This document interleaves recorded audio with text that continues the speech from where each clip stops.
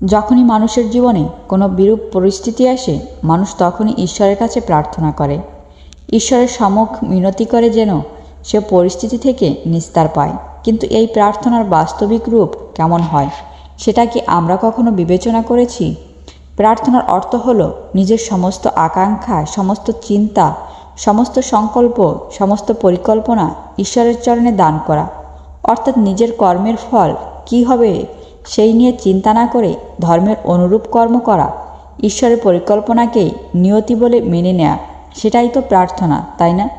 কিন্তু ঈশ্বরের সমস্ত পরিকল্পনা বোঝাটা সম্ভব কি?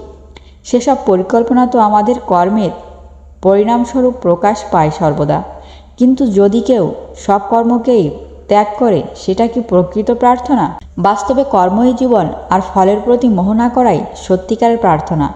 যে প্রার্থনা কর্মের পথে বাধা হয়ে দাঁড়ায়, মানুষকে কার্যই করতে না দেয়, সেটা প্রার্থনা নয়, পরাজয়। স্বয়ং বিচার করুন।